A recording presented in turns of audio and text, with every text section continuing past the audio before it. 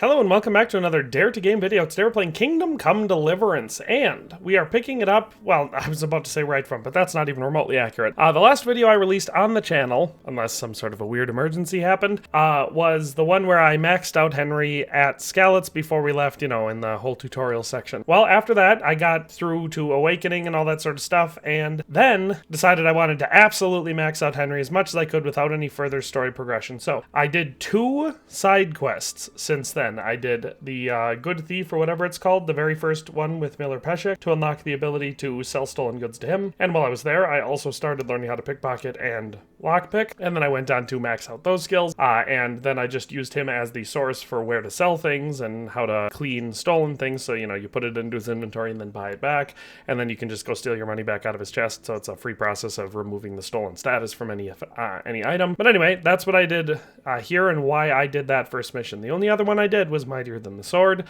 so I could learn how to read, because that helps you. You can get skill books that you can read, and they'll help you level up in those skills, and you can learn, like, open up the whole map with the cartographer perk, all that sort of stuff. So I'm currently sitting ready to go do the next mission, you know, where we go up into Rattay and talk to Sir Radzig and continue on with the story. I am currently sitting ready to do that with a full suit of armor and really good weapons. I have 526,000 Groschen from all the looting and all that jazz that I've been doing. I have maxed out all of my skills. So speech, vitality, agility, and strength are all maxed out. Main level is maxed out. All my combat skills are maxed out, and then all of our other skills are maxed out. So stealth, reading, pickpocket, maintenance, lockpicking, hunting, houndmaster, horsemanship, herbalism, drinking, alchemy, they're all maxed out. On top of that, we also have a horse kitted out with good equipment. So we've got the, I believe it's the noble bridle, the military horseshoes, or maybe it's the noble horseshoes, I don't remember. I could check, and I might as well. Yeah, so we've got the Radzig crest comparison that I like using. I mean, I like using lots of them.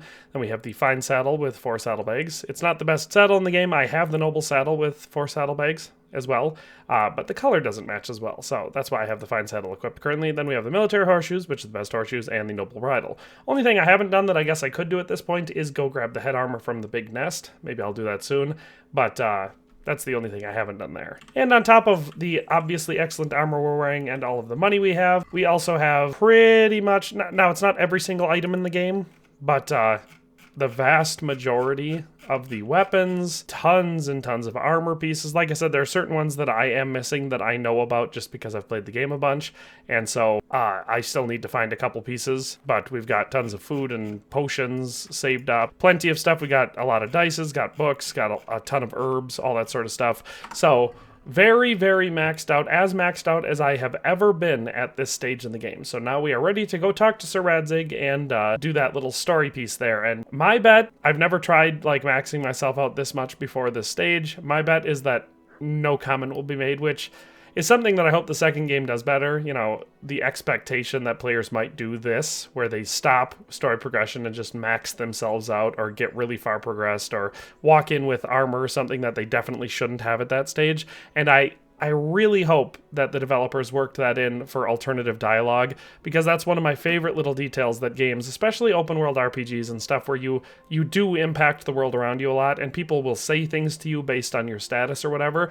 Henry walking into Rattay like this, you know, ostensibly, now quite a bit of time has passed in the game because I've spent time in jail, I've done time resting, I've spent a lot of time reading books and then sleeping and stuff, so many, many days have passed for me in this save since the Awakening mission, you know, where you wake up at the mill in Rattay. But they're not going to say anything about that when I show up in there, so they should really treat it as if it just happened. So Henry walking in, you know, fully kitted out in extremely expensive, high-quality armor with, I mean, you don't have stats in real life, but, you know, clearly the ability to hold his own in combat, and charming speech, being able to read fluently and having plenty of knowledge from reading all sorts of things.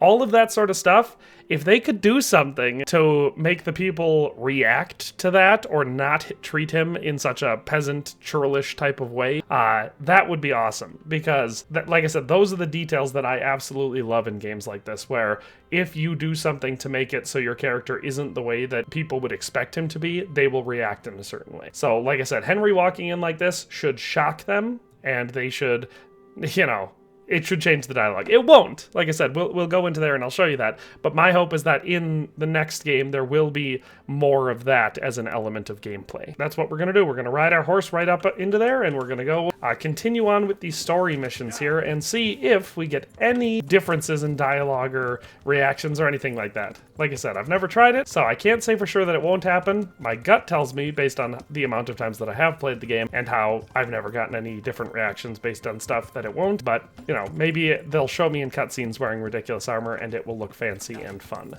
I've already come up into here and been approached by the Skalit's guard before telling me that Sir Radzig is waiting for me, so that isn't going to happen right now. But it should go into a cutscene at some point. Your Graces, I have to tell you in all seriousness that this land of ours is in the shit. Deep fucking shit. Don't you agree? I might not have put it as eloquently as you, Hanush, but I've been driven out of my own castle, so I'm hardly going to disagree. Indeed. But Pirkstein is yours for as long as you need it. There's room enough for your men and you here at Rattay, and I'm sure my ward won't have any objection to me lending you his castle. I'd be honored. Pirkstein is at your disposal as long as you wish, Your Grace. Just as well you have another castle at the other end of town, eh? At any rate, I'm beholden to you, Sir Hans, and to you, Sir Hanush. I don't like to speak ill of your people, Sir Radzig, but, well, there's no love lost between the townsfolk and the refugees. There's been talk of criminality. No, they'll have to get used to it until the situation's resolved. But when will it be resolved? And what on God's earth is this war even about? I won't lie, sir. I don't understand it. You aren't alone, Father. I believe Sigismund's original intention was to persuade Wenceslas to accept the imperial crown and to leave the rule of Bohemia to him. Who could blame him? I know Wenceslas is a friend of yours, Radzig, but even you have to admit he brought it upon himself. I can't deny the king neglected affairs of state for other pursuits. There is a need for order in the land, but I don't think the lords who sided with Sigismund realized just what Hungarian order looks like. Hungarian order.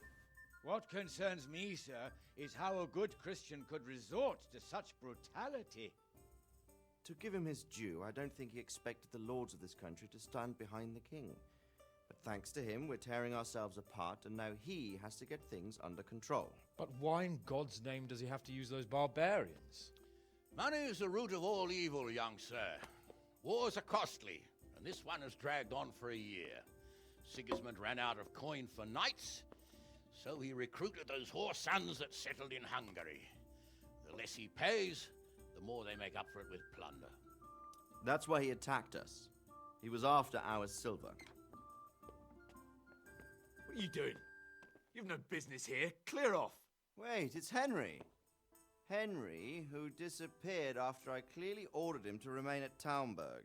I'm sorry, sir, but I had to bury my parents. Had to?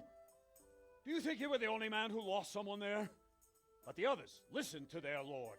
And it wasn't just your own life you nearly threw away. So Robard and his men risked theirs to save you. I'm sorry, but I had to. Oh, there you go. When you have to, Radzig. Your father was a remarkable man, and your mother, she was remarkable too. They deserved a Christian burial. Did you manage that at least? No. I was attacked by thieves. I wouldn't be here now if it wasn't for that girl. Girl? The miller's daughter, Teresa. The miller's daughter saved you from the footpads? Oh, there's a tale to tell your children. I owe her my life. She distracted them and then brought me to Rattay. But without Sir Robard, we'd both be dead. Oh, that's what I call a good woman. Hang on to that one, lad. Still, it's a great shame your parents are buried in unconsecrated ground. That means purgatory for them. Be quiet, friar. I didn't invite you here to eat me out of house and home and deliver a sermon while you were doing it. If you're so concerned, Father, maybe you should save the innocent souls of these fine Christians yourself. Go to Skalitz and consecrate their graves. I assure you, if you're killed by bandits, your soul will soar straight to heaven, as long as someone buries you in consecrated ground first. if there's anything left to bury. That plump carcass of yours would be quite a feast for the wolves and the crows. And one skeleton looks much like another, so how would we know which were your ordained bones or those of Sigismund's Tartars? Be that as it may, why have you come here? I must get your sword back. Sword? My sword hangs here at my side. No, the sword my father forged for you. One of those thieves stole it from me. They almost killed him and he already wants to go back. Takes after his father, I suppose. Lad, I've lost a castle, a village, silver mines, and a good half of my subjects. Why would I miss one sword? Because it's the last one my father forged, and I promised him I'd deliver it to you. I understand. I'd feel the same way. But prudence is the better part of valor, and a dead man keeps no promises. Aye. The woman had to save his fat from the fire, and now he wants revenge. What kind of fool are you, boy? He's no fool. Henry, you have courage, but you need training, arms, a horse. Or do you mean to beat this thief at dice? No, sir. Please, take me into your service and give me the chance to learn these things. The gall of him. Fled from the enemy, disobeyed your orders, duped Sir Divish, lost your sword, put Sir Robard in danger with his actions, and now he wants a promotion. Sir Capon's right. What you say is certainly true, except for fleeing the enemy. You would have run as well, believe me. Henry's earned some punishment, but how do you punish someone who's already lost everything, Courage and blind obedience are good qualities for a soldier, but a wise man also appreciates loyalty, perseverance, and determination. Besides, that was a fine sword that his father made. If he thinks he can get it back, I won't turn it down. My lord, he's a peasant. You can't make a squire of a peasant. Why not? Someone made a priest of a pig. He isn't a peasant, father, he's a blacksmith, and recent events have left me in need of his skills. So, you'd like to enter my service? Sir, Yes, I would. You won't regret it. I probably will. I'm doing this for your father, lad. Don't it disappoint me. Oh, fortune has finally smiled on you today, lad. Make the most of it. Now that I think about it, Sir Hanush, the boy needs training and experience, and you need spear carriers. That's true. The bailiff is always complaining about your people making trouble in the camp. Maybe one of their own among the guard might help. It might. In any event, it will prove valuable experience. But let's be clear, you're the one paying him. Captain Bernard, see to his training, and then send him to the bailiff. Yes, sir. And don't spare him. You can rely on it, sir. Don't forget, Henry. Don't disappoint me. I won't, my lord.